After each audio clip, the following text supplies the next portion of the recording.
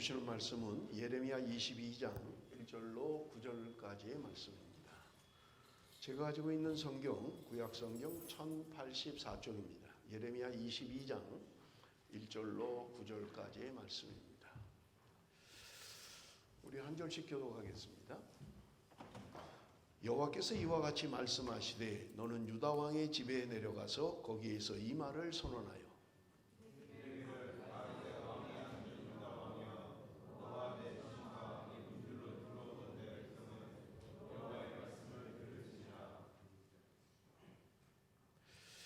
여호와께서 이와 같이 말씀하시되 너희가 정의와 공의를 행하여 탈취당한 자를 압박하는 자의 손에서 건지고 이방인과 고아와 과부를 압제하거나 학대하지 말며 이곳에서 무쇠한 피를 흘리지 말라.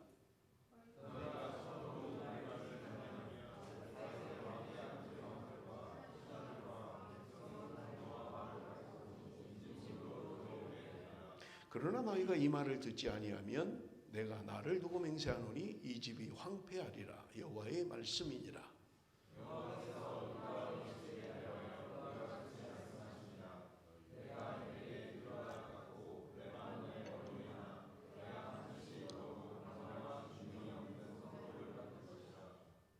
내가 너를 파멸할 자를 준비하리니 그들이 각기 손에 무기를 가지고 내 이름 아름다운 백향목을 찍어 불에 던지리라.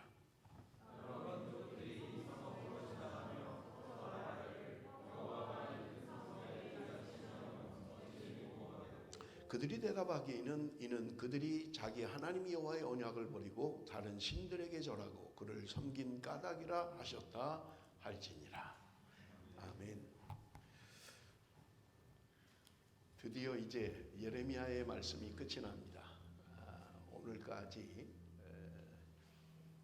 25장 우리 예레미야를 묵상하고 있습니다. 다음 주에는 이제 다른 말씀을 선포하게 될 것입니다. 여러분, 오늘 우리가 읽었던 1절, 2절 말씀을 다시 한번 보십시오. 1절, 2절에 보면 여호와께서 이와 같이 말씀하시되 너는 유다 왕의 집에 내려가서 거기에서 이 말을 선언하여 이르기를 다윗의 왕이 앉은 유다 왕이여 너와 내 신하와 이 문들로 들어오는 내 백성은 여호와의 말씀을 들을지어다. 지금 누구에게 말씀을 전하라고 하고 있어요? 여기 보면 여러분 1차적인 대상은 유다의 마지막 왕인 시드기야 왕에게 하는 말이에요. 그러나 왕에게뿐만 아니라 신하들과 백성들도 들어야 할 말씀이다. 그렇게 오늘 말씀이 기록하고 있는 것을 볼 수 있습니다. 자, 그러면 무엇을 전하라는 거예요? 무엇을 들으라는 거예요? 3절에 보면 여호와께서 이와 같이 말씀하시되 너희가 정의와 공의를 행하여 탈취당한 자를 압박하는 자의 손에서 건지고 이방인과 고아와 과부를 압제하거나 학대하지 말며 이곳에서 무죄한 피를 흘리지 말라. 정의와 공의를 행하라. 그렇게 말씀하고 있어요. 그래서 오늘 설교 제목을 저는 정의와 공의를 행하여 라고 설교 제목을 정했습니다. 그렇게 정의와 공의를 행하면 어떤 결과를 가져오느냐? 4절에 말씀합니다. 우리 한번 다 같이 읽겠습니다. 4절 말씀 다 같이 시작.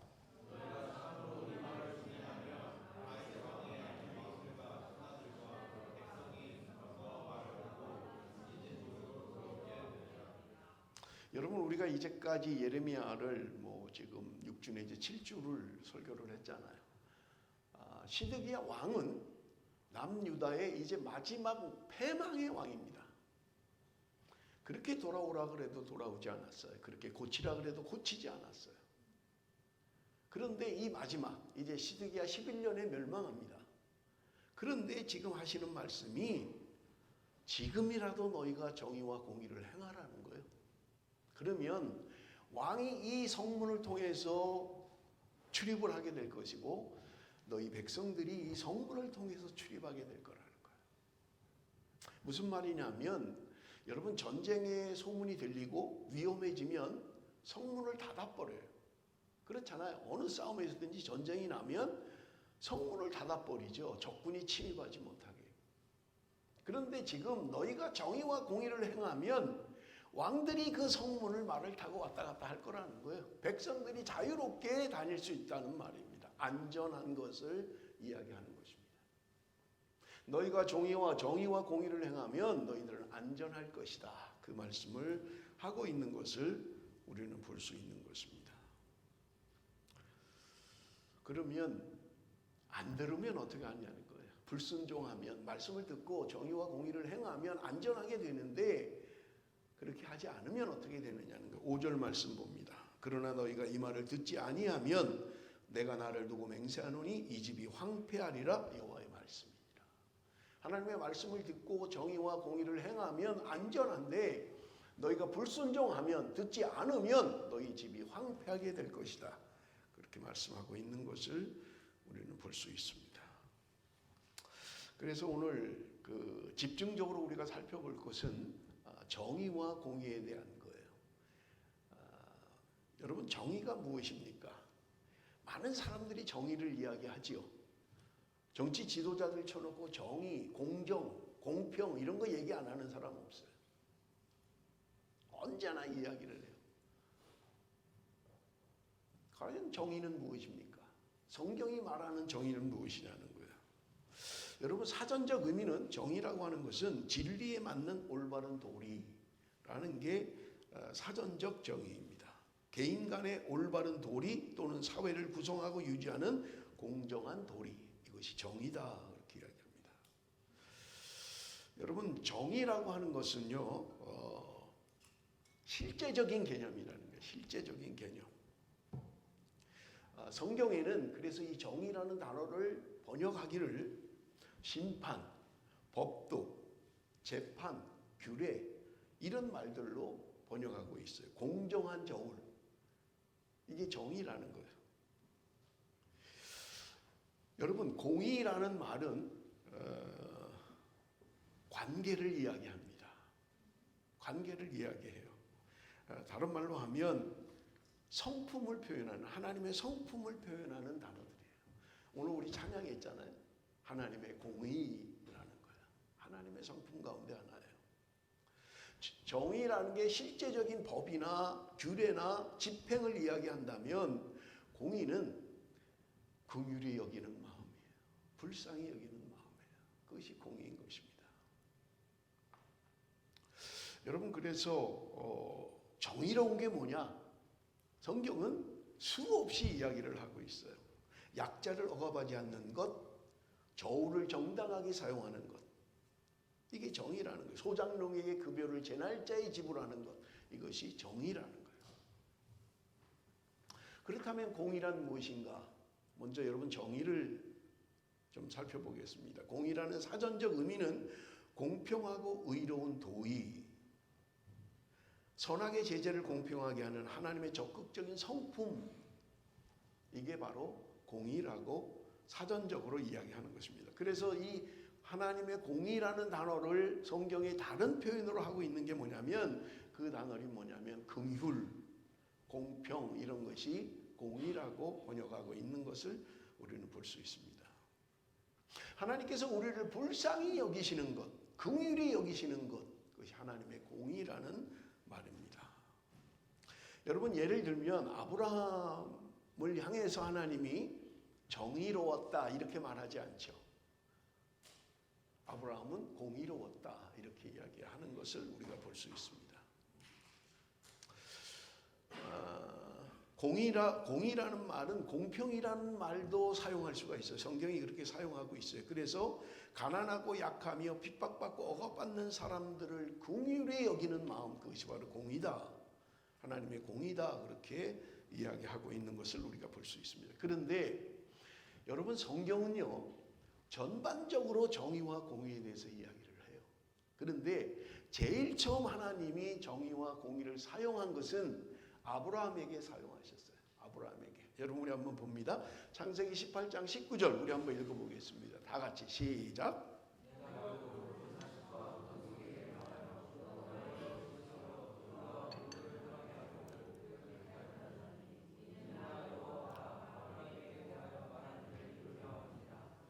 여러분, 우리가 아브라함을 이야기하면 뭐 아브라함의 축복 이런 얘기 많이 하잖아요. 축복의 통로, 뭐 아브라함 이렇게 이야기를 많이 하잖아요.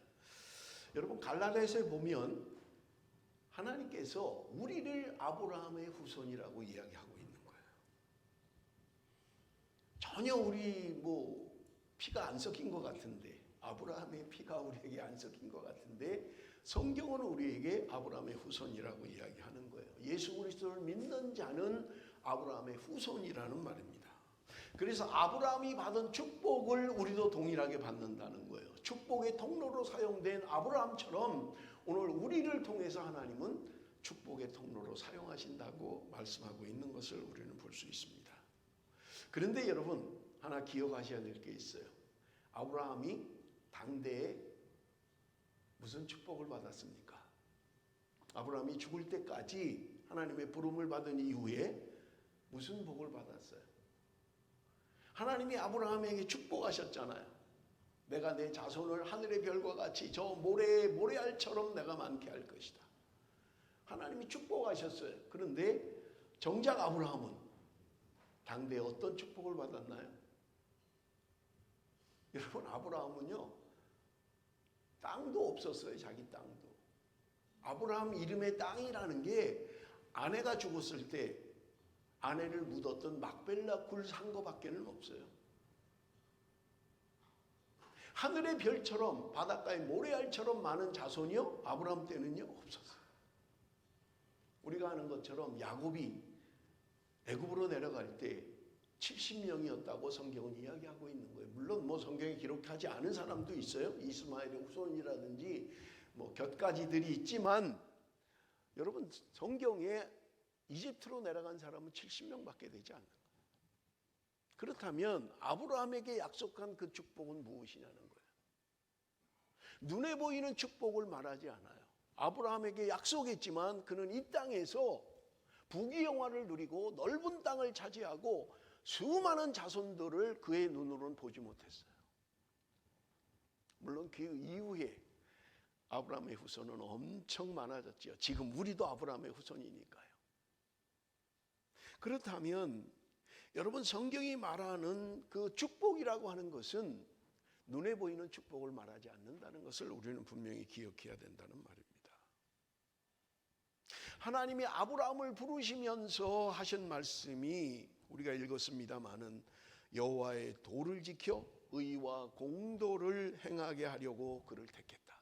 하나님이 아브라함을 부르신 목적이 뭐냐면, 여러분, 여기 의와 공도라는 말은 오늘 우리가 예레미야서에서 읽은 정의와 공의를 말하는 거예요. 똑같은 단어예요. 원어는 다르게 표현하고 있는 것뿐이에요. 번역을 하면서 다르게 번역한 것뿐이에요. 정의와 공의예요. 하나님이 아브라함을 선택하시면서 그의 삶의 원칙을, 삶의 원리를 정의와 공의를 행하는 것에 두셨다는 거예요. 그것 때문에 부르셨다는 거예요. 그렇다면 갈라디아서가 이야기하는 것처럼 오늘 우리가 아브라함의 후손이라면 하나님은 아브라함에게 요구하시는 것처럼 동일하게 오늘도 저와 여러분에게 정의와 공의를 행하는 삶을 원하신다는 거예요. 그것이 하나님이 오늘 저와 여러분을 부르신 목적이라는 말입니다. 그래서 여러분, 말씀드린 것처럼 정의라는 단어를 성경이 번역을 하면서 여러 가지로 번역을 했어요. 그런데 제일 많이 번역한 게 400회 이상 번역한 재판이라는 단어예요. 재판을 할 때 공정하게 해야 된다는 거예요. 정의롭게 해야 된다는 거예요. 그래서 성경에 수없이 뇌물을 받고 재판하지 마라, 가난한 과부를 억울하게 하지 마라, 가난한 자들을 억울하게 하지 마라 라고 하는 것은 하나님의 정의인 것입니다.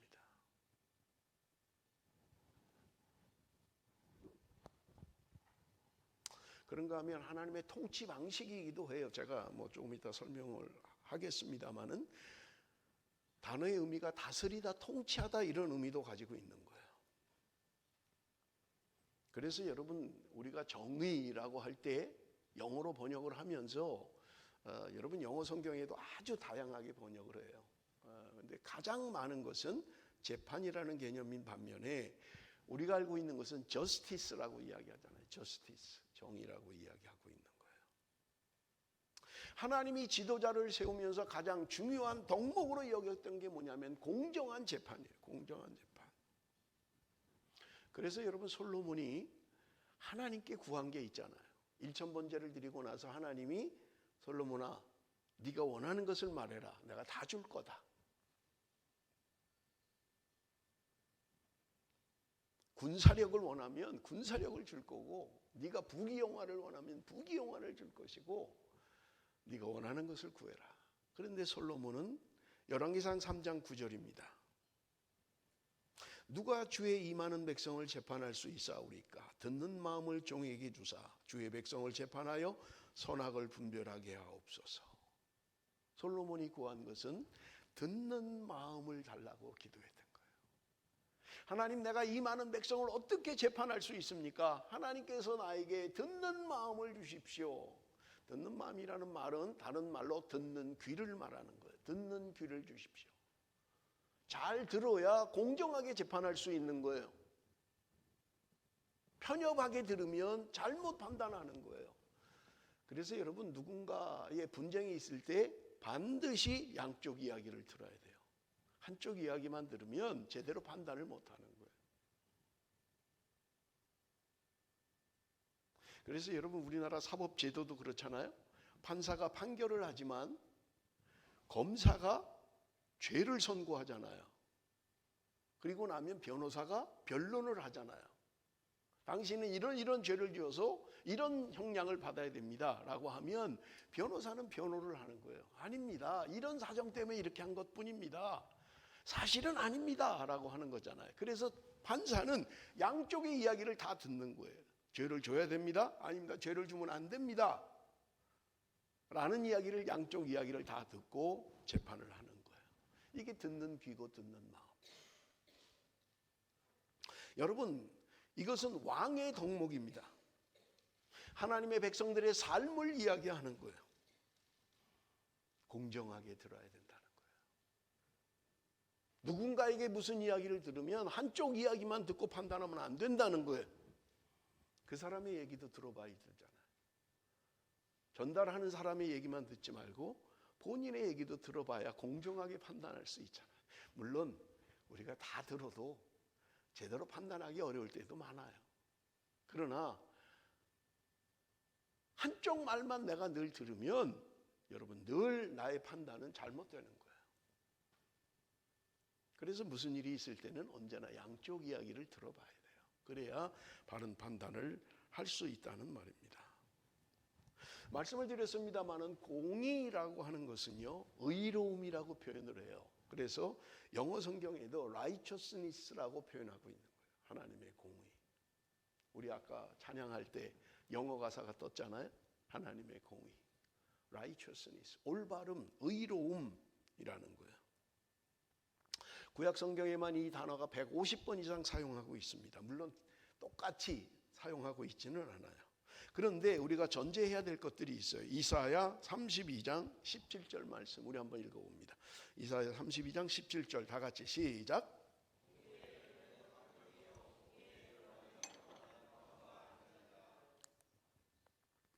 여러분 보세요. 공의의 열매는 화평이요 공의의 결과는 영원한 평안과 안전이다. 여러분 우리가 구하는 것들이잖아요. 화평하기를 원합니다. 안전하기를 원합니다. 평안하기를 원합니다. 그런데 성경이 말하는 것은 뭐냐면 그거는 결과일 뿐이라는 거예요. 열매일 뿐이라는 거예요. 무슨 말이냐? 공의로운 삶이 있을 때 열매를 얻을 수 있다는 거예요. 공의로운 삶이 있을 때 결과를 얻을 수 있다는 거예요. 안전과 평안을 원하지만 그것을 얻기 위해서는 공의로운 삶을 살아야 된다는 말입니다. 내가 삶은 공의롭지 못하면서 안전과 평화만 구하는 것은 잘못된 거라는 거예요.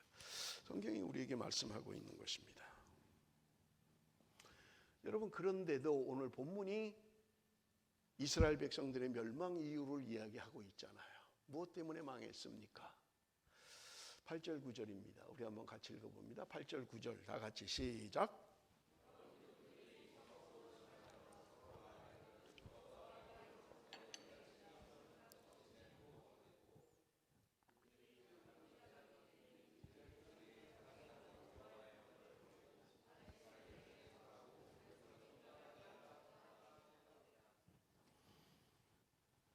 여러분 말씀드린 것처럼 시드기야 왕 때에 주어진 말씀이에요. 시드기야 왕으로 말미암아 이제 남유다는 멸망하는 거예요. 그런데 이방인들이 조롱한다는 거예요. 이 큰 성읍이 멸망된 게 도대체 무슨 이유 때문에 그런 거냐? 그렇게 큰 소리 치던 이 성이 왜 멸망했느냐? 그들이 스스로 대답하는 게 뭐예요? 이는 그들이 자기 하나님 여호와의 언약을 버리고 하나님과의 약속을 깼다는 거예요. 이방신에게 절하고 이방신을 섬긴 까닭이다. 그렇게 이방인들이 말한다는 거예요. 조롱하는 거죠. 야, 이스라엘 뭐 하나님의 백성이니 뭐 어쩌니 하더니 아이고 결국은 망해버렸네. 응? 뭐야 쟤네들 왜 망했대? 그렇게 하나님의 약속 안 지키더니 이방신 섬기더니 결국 망했구나. 그렇게 이야기한다는 거예요. 그런데 여러분 중요한 게 있습니다. 뭐냐면 성경 안에 정의와 공의라는 것은요 그렇게 확실하게 구분되지 않는다는 거예요. 우리 한번 보겠습니다. 신명기 16장 20절 우리 한번 보겠습니다. 신명기 16장 20절 다 같이 시작.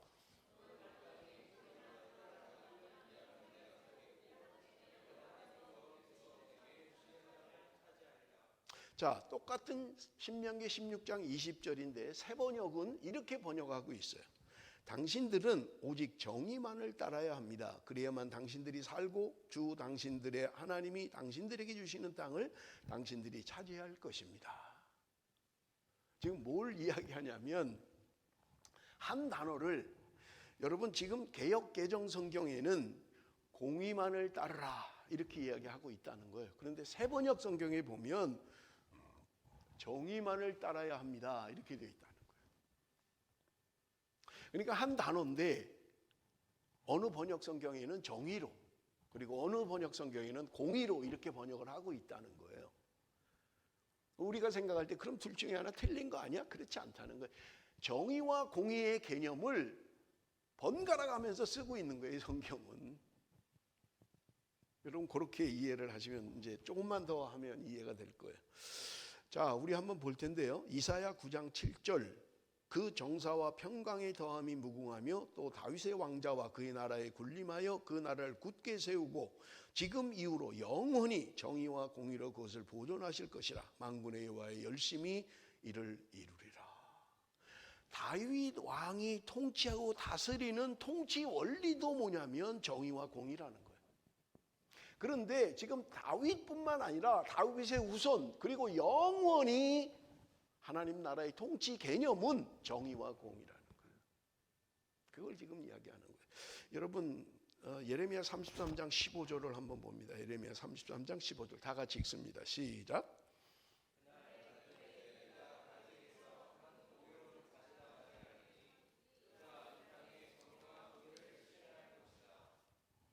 여러분 여기 다윗에게서 한 공의로운 가지가 나게 하시니 우리가 너무 잘 알고 있잖아요. 그분은 바로 예수 그리스도를 말하는 거예요. 다윗의 후손으로 온 예수 그리스도.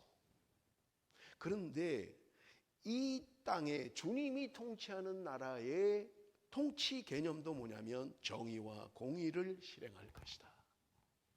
여러분 보세요. 정의와 공의라고 하는 것은 관념적인 걸 말하지 않아요. 그래서 이렇게 이해하시면 돼요. 정의라고 하는 것은 법을 말하는 거예요. 규칙을 말하는 거예요. 우리가 성경이 하나님의 계명이잖아요. 하나님의 말씀. 그래서 정의라고 하는 것은요, 규칙이에요. 법이에요.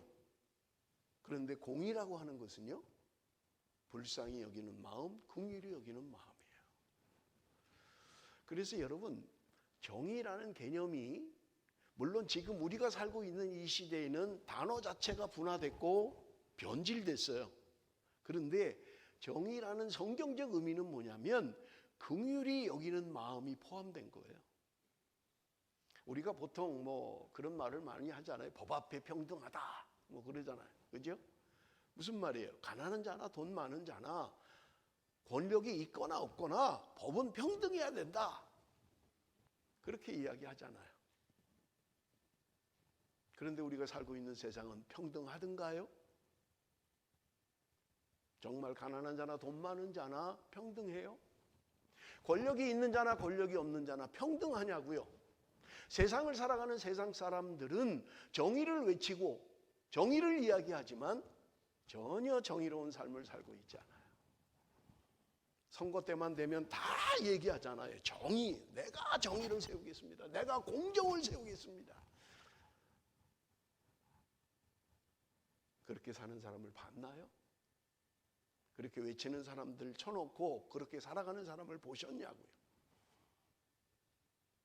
성경적 정의라고 하는 것은 하나님과의 나와의 관계에서만 이루어지고 하나님의 말씀만이 정의를 이룰 수 있는 거예요. 그렇다면 세상 사람들 가운데서는요, 하나님의 정의를 이룰 수 있는 사람들이 없어요. 예수 믿는 하나님의 자녀들만이 정의를 세울 수 있는 거예요. 그렇다면 여러분, 오늘 나의 삶은 정의롭습니까? 나의 삶은 공의롭습니까? 법을 이야기하고 규칙을 이야기하는데 사랑이 없는 것은 아닙니까? 불쌍히 여기는 마음이 없는 것은 아닙니까? 여러분, 우리가 자녀를 키우면서 모든 전반의 정의와 공의는 실현돼야 되는 거예요. 내 자녀들에게 바른 것을 이야기해야 돼요. 바르게 말씀을 가르쳐야 돼요. 그러나 그 정의는 불쌍히 여기는 마음이 있어야 된다는 거예요. 불쌍히 여기는 마음은 있는데 바른 것을 얘기하지 않으면 그것은 하나님이 원하는 게 아니라는 말이에요. 그렇다면 내가 살아가는 삶 가운데 나는 정의와 공의를 실현하고 있습니까? 적당히 타협하고 적당히 불법을 저지르며 하나님이 말씀하는 것조차도 지키지 않는 나의 삶은 아닙니까? 그렇다면 나는 정의로운 삶이 아니에요. 공의는 있는데 불쌍히 여기는 마음은 있는데 사랑하는 마음은 있는데 말씀대로 제대로 가르치지 않고 제대로 말하지 않는다면 그것도 잘못된 거예요. 법과 규칙을 이야기하는데 사랑하는 마음이 없다면 그것도 잘못된 거예요. 그래서 성경은 이것을 같이 병행해서 사용하고 있는 거예요. 아브라함을 부르실 때 개인의 삶의 규칙을 이야기하는 것뿐만 아니라 왕이 한 나라를 다스릴 때도 정의와 공의로 다스려야 된다는 거예요. 예수 그리스도가 이 땅에 오셔서 하나님의 나라를 이루는 하나님 나라의 원칙도 정의와 공의라는 거예요. 그렇다면 오늘을 살아가는 저와 여러분, 우리의 삶 속에 정의와 공의를 이루어야만 하는 것입니다. 법만을 이야기하지 마십시오. 물론 알아야 돼요. 그러나 그 법을 집행하면서 긍휼히 여기는 마음, 사랑하는 마음이 있어야 된다는 거예요. 예를 하나 들고 마치겠습니다. 1930년에 미국에서 있었던 일입니다. 어떤 한 노인이 체포가 돼서 재판장 앞에 섰어요. 재판관이 노인에게 묻습니다. 왜 빵을 훔쳤습니까? 그러니까 노인이 대답을 합니다. 저는 이혼한 딸과 그리고 손자들과 살고 있습니다. 먹을 것이 없어서 손자 손녀가 울부짖는 소리를 들었습니다. 제가 빵가게를 지나가는데 나도 모르게 손자 손녀를 생각해서 빵을 훔쳤던 것입니다. 그는 죄송합니다. 잘못했습니다. 그렇게 이야기한 거예요. 그러니까 방청석에 있는 사람들은 그 참 사정이 딱하다. 뭐 판사가 용서하겠지. 저렇게 어려운데 먹을 게 없어서 손자 손녀 먹을 게 없어서 빵을 훔쳤다는데 용서해 주겠지.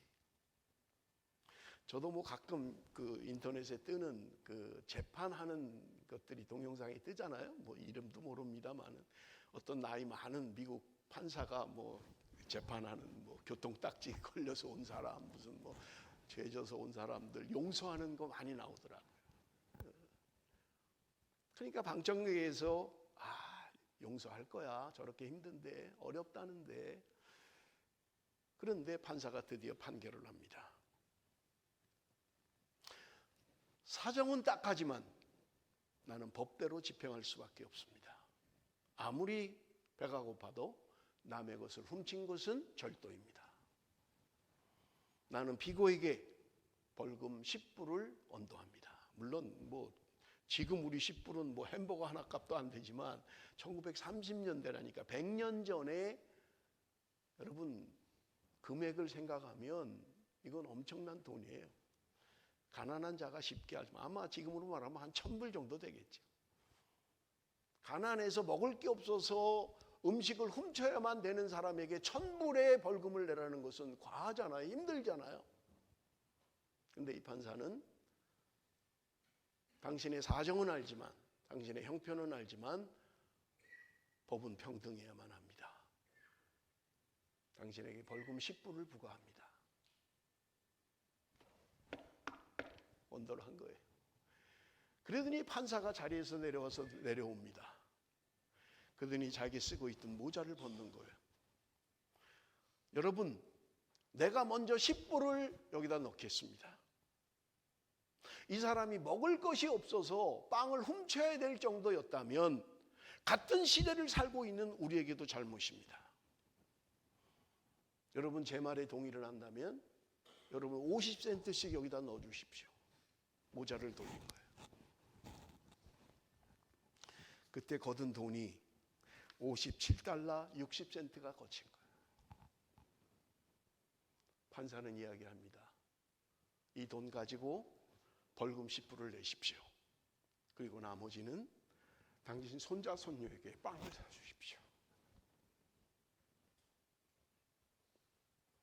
저는 설교를 준비하면서 정의와 공의에 대한 이보다 좋은 표현은 없다고 생각했습니다.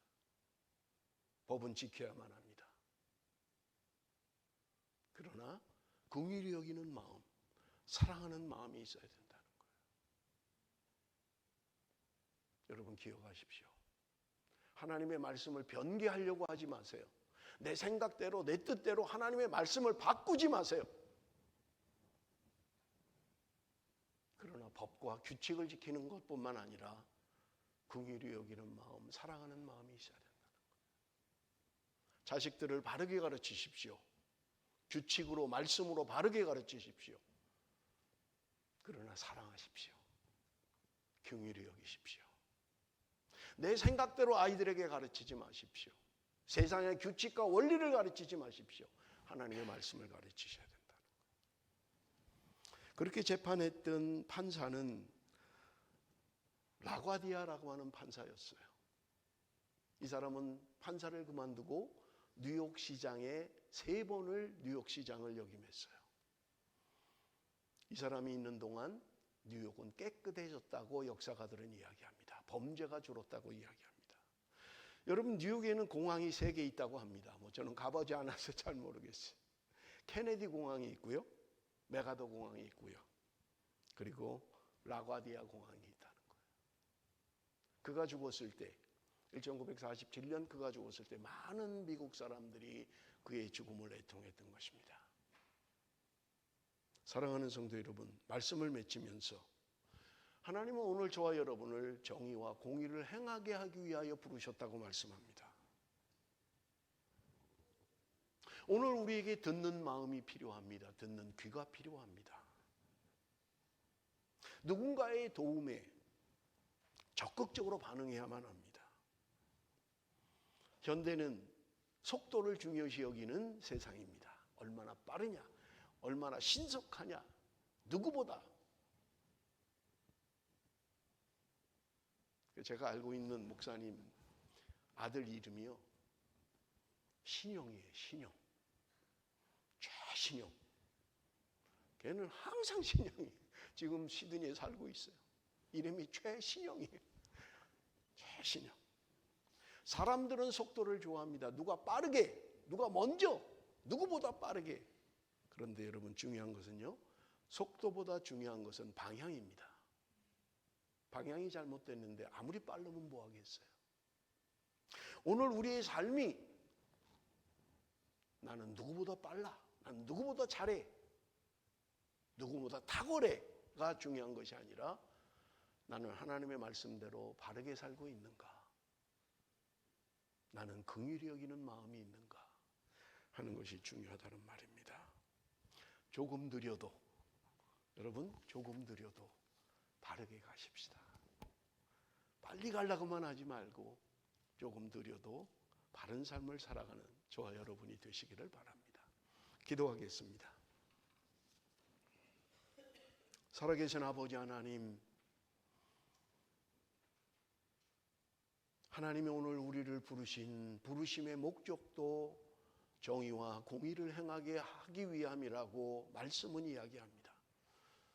오늘 내가 다스리고 통치하는 모든 통치의 원리도 정의와 공의라고 말씀합니다.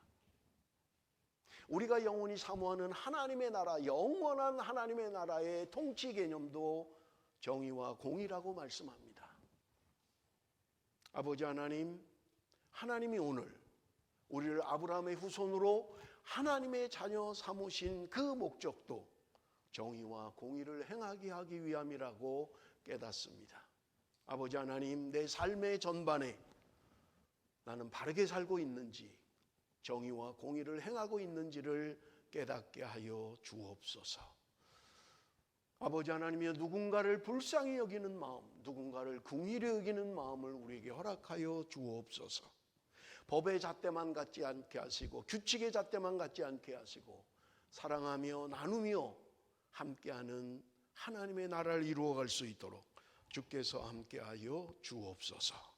솔로몬에게 주셨던 것처럼 우리에게 듣는 마음을 허락하여 주옵소서. 잘 들을 수 있도록 주께서 함께하여 주옵소서. 예수님의 이름으로 기도드리옵나이다. 아멘.